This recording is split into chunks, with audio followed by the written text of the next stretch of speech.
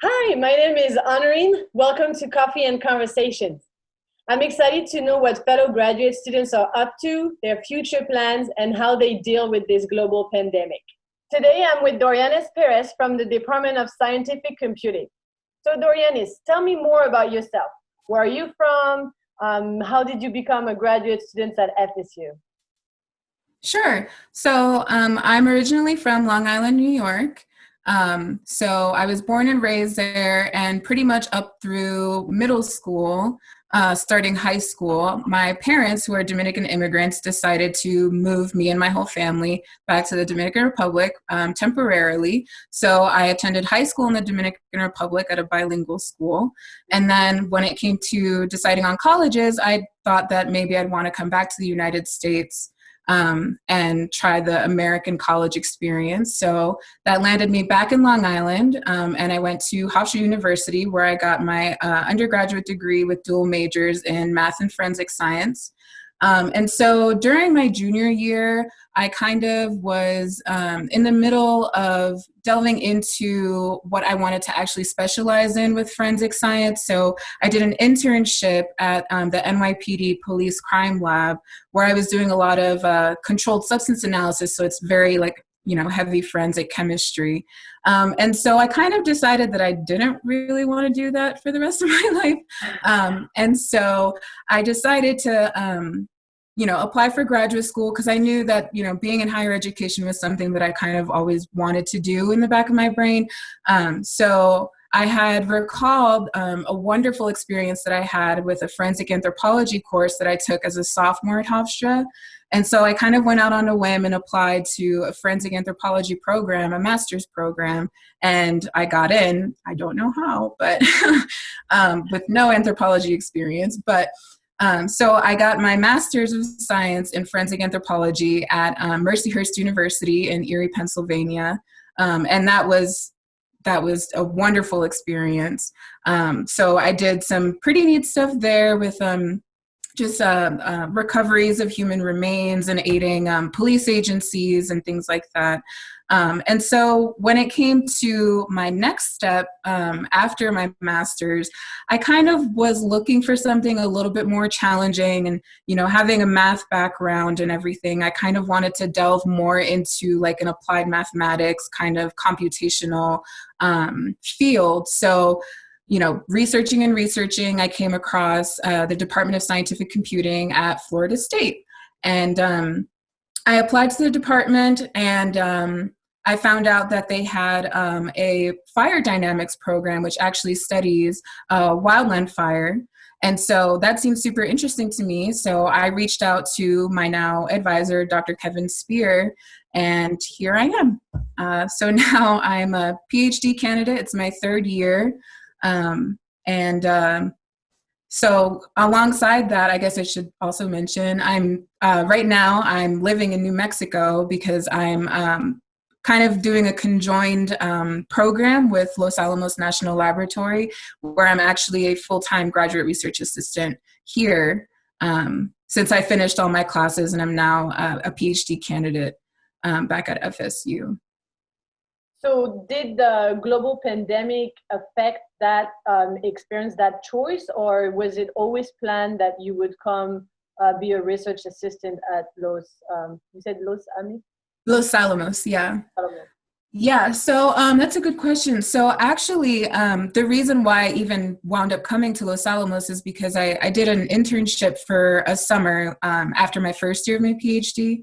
And so I met who is now my mentor here at Los Alamos then, and I worked with him for a whole summer, and I loved the experience, and I loved the research that I was doing. So I reached out to him and expressed interest in wanting to come back as a graduate research assistant.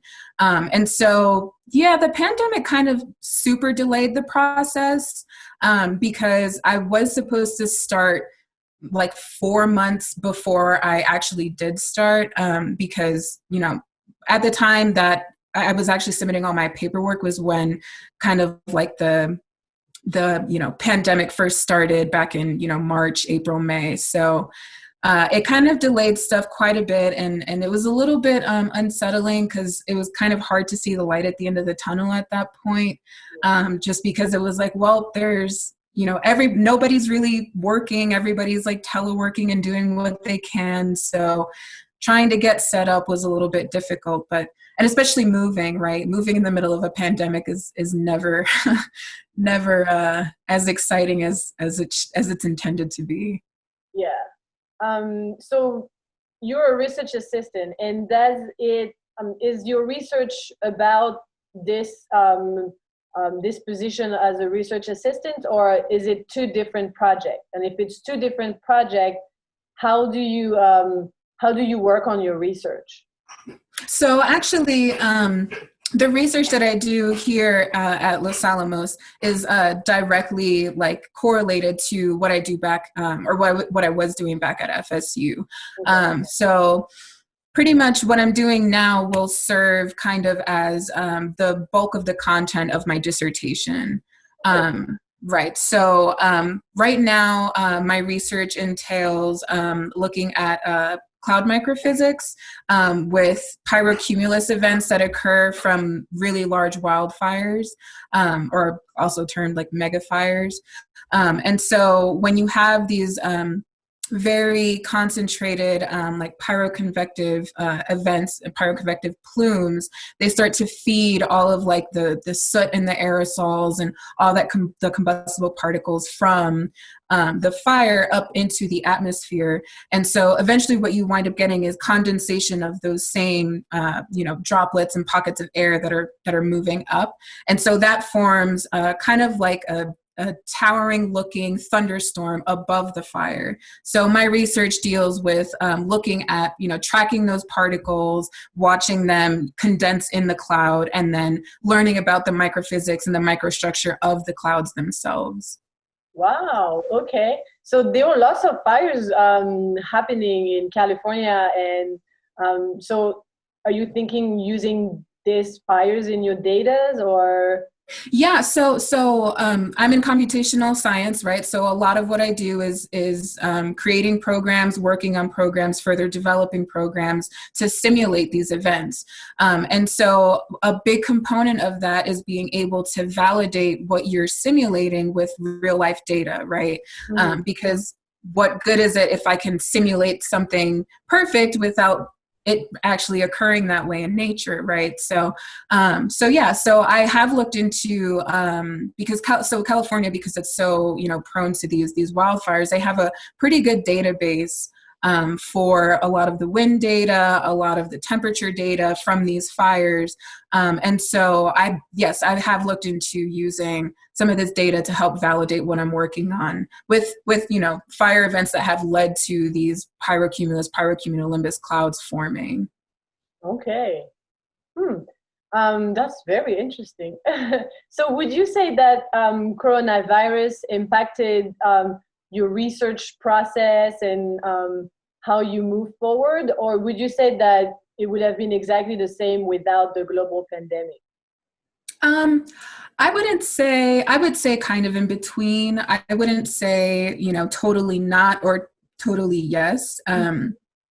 And the only reason why I can fortunately say that is because a lot of what I do is, behind the scenes on a computer, like sitting at a desk, right? So all I need is, access to, a VPN, a server, and then I can run my programs and do what I need to do, apart from just, reading copious amounts of articles day in and day out. So since you must spend so much time home working on your computer, do you have like a daily schedule that you keep? Otherwise, you feel like, no, I'm not going to work, because that's what a lot of students are saying about the fact that with the coronavirus, we basically stay home, and so it's hard to be home and live at home, and then also like force yourself to study and do work on your research. Of course. Yeah. No, I totally feel that. Yeah. I think, like you mentioned, it's really interesting to, kind of try to change your mind frame from like, well, I just got out of bed, take 10 steps, and all of a sudden I'm like in my workspace, right? So yeah, I think that's kind of been a little bit of a challenge to just like break into like, okay, well, I need to like sit down and work mode. And to be honest, a lot of what helps me focus on that is, you know, I do have structured meetings with my mentors and my advisors throughout the week. So I have these, you know, mini goals that, you know, we set for, you know, us working together or me individually, where, you know, I say, okay, well, I want, you know, to get this code up and running by, you know, Wednesday, or I want to, you know, read these couple of articles and write some summaries by the next time I speak to my mentor, right? So I think that definitely helps with like the accountability. And then the other thing that kind of helps me stay on track with trying to focus is honestly music. And so, yeah, I have 2 cats, which I'm sure you see. Yeah, there's one of them. So they, you know, they do their thing around the house. And so I usually have headphones in and I can kind of just like zone in and focus on what I'm doing, because otherwise, like, there's just way too many distractions around me. Yeah. Yeah. So you said that you were a first-time generation college student. Mm-hmm. Would you like, what were the struggle that you encountered, or like, what does it mean for you to be a first generation college student? Yeah. Thank you for that question. Yeah. You know, to be honest, it was kind of daunting. I remember just being, you know, 17 and being like, oh gosh, I have to, you know, do these college applications. And it's like, well, who do I turn to, right? And it's like, oh, I don't really have anybody. So that was a little interesting. So Google helped me out on that one quite a bit. And so, you know, it was especially interesting because being at a bilingual school in the Dominican Republic, a lot of my classmates actually stayed in the Dominican Republic to pursue their college degrees. So, you know, it's a very different application process, as you can imagine. And so, yeah, I kind of was completely, you know, left up to looking things up on my own and trying to find resources that way. So, it helped, I think, that I looked and I applied to and eventually went to a university where my family was heavily concentrated. So being from Long Island and having family in Long Island, and, you know, Long Island's not a very big place. So it was a little bit, you know, comforting to know that, you know, 30 minutes down the street, I have my sister, my brother, my cousins, my aunts and uncles. So that definitely helped.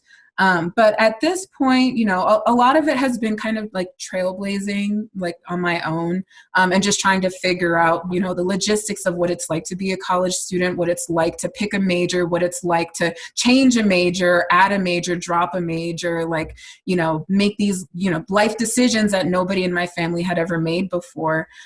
So that was kind of interesting, but, you know, I am where I am now. And at this point, I'm just trying to focus on guiding, you know, my nieces and nephews and the younger generation in my family at this point who wants to pursue, you know, college degrees, and even just letting them know, like, hey, this is an option, you know, like, we have all of these opportunities for, you know, for us to do this because our, you know, our parents lined it up for us this way. So we should definitely take advantage of those things and, you know, have a lot more options and just, you know, your typical like 9-to-5 jobs, which I'm not saying there's anything bad with that because that's what majority of my family does.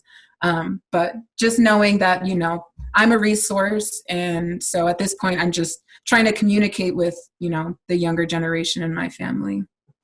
That's great.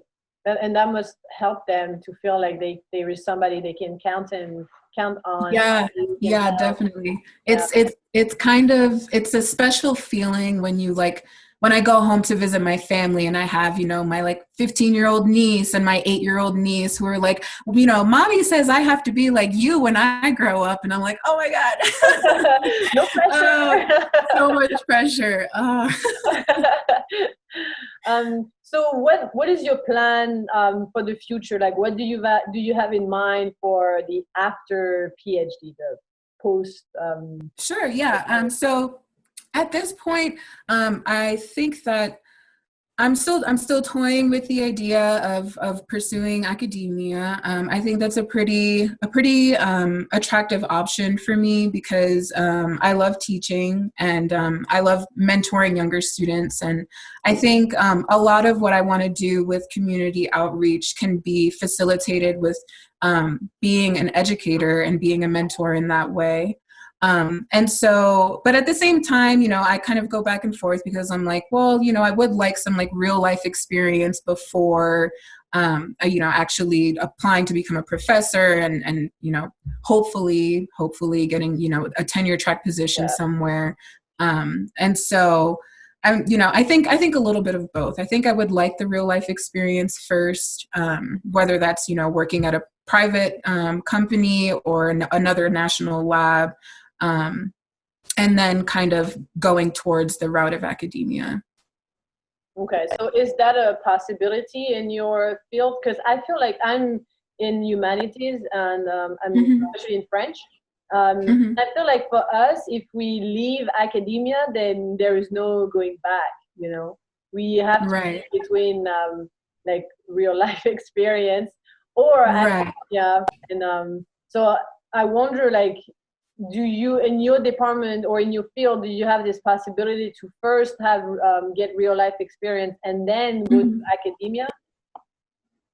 Yeah. So that's it. Yeah, that's a good question. I am pretty familiar with how certain it really depends on the field, right? Because I won't go so far as to even extend it to like the physical sciences and natural sciences, because like you said, there are certain areas and even certain like research areas that don't really lend themselves to being able to bounce back and forth like that. Based off of what I've seen, based off of my mentors and everybody that I've spoken to in my field. It does seem very amenable to being able to maybe go out and work for a private company for 4 or 5 years, and then eventually maybe transition into a little bit more of like a research academic setting, and then eventually wind up like as a professor at a university. And so I think, since I'm working at a national lab now, I think that kind of lends itself a lot to that as well, because, a national lab, you are working, for the government essentially like 9 to 5, but at the end of the day, it's still like research, right? So it's still like you're still publishing papers, you're still very in tune with what the rest of the academic world is doing, in your area and in your research focus. So I think it hopefully, fingers crossed, should be fine. So are you hoping that this internship becomes a job opportunity? I'm hoping so, yeah. If not directly here, I would like it to maybe lead to, another national lab. So I've always kind of bounced back and forth all over the place, pretty much throughout my whole, like, ever since I got, my undergrad degree. So I kind of like being able to move around and go new places and try new things and meet new people, right? And start new opportunities. So whether that means, staying, at Los Alamos and just moving within, to different research areas or research groups, or even, using alternative connections to go to other national labs or, other research-based labs or companies. And so will you stay in Los Alamos until you graduate, or will you go back to FSU to graduate and finish your dissertation? So I, depending, I guess, on what the pandemic is going to look like by the time, like defense time comes around, right? I'm thinking I will probably be here until I'm actually done with my research and done with the bulk of the writing of my dissertation. But like I said, the defense is kind of still up in the air because I'm hoping to graduate by 2022 or the spring of 2022. So by then, I don't want to jinx myself, and I don't want to say one thing or the other. But depending on what that means for that point in time. So it's a 4-year program. Yeah, it's designed to be a 4-year program. At least my advisor would so I guess I should give a little bit of background there. But so the fire dynamics program is fairly new. I'm actually one of like the first students that's officially, enrolled in the program.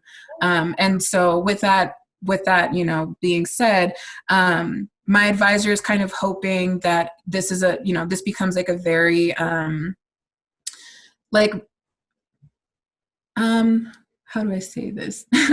He's kind of hoping that it just becomes like a kind of not like a longer PhD program, which is kind of what he used to have with the Geophysical Fluid Dynamics Institute. So he's kind of hoping to kind of like, get students in and out by the 4 years. And so that's 2 years of taking classes and then taking your preliminary exams and prospectus defense, and then 2 years of, heavily focused research.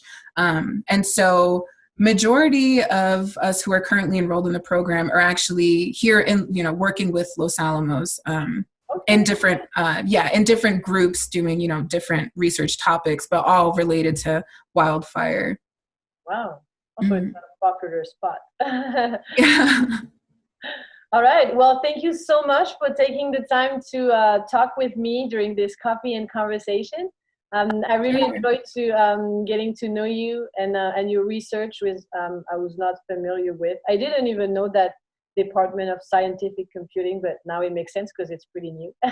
Yeah. Yeah. So I wish you good luck with everything, with your research, and hopefully this pandemic will settle down and you'll be able to go to the lab, because I suppose you don't go to the lab, right?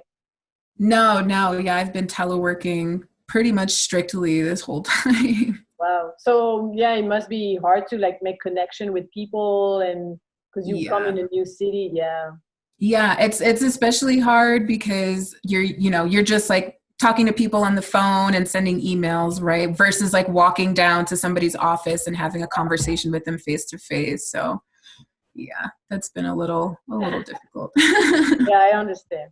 Well, thank you so much. And yeah, good luck with everything. Thank you. I appreciate it. Thank you for taking the time.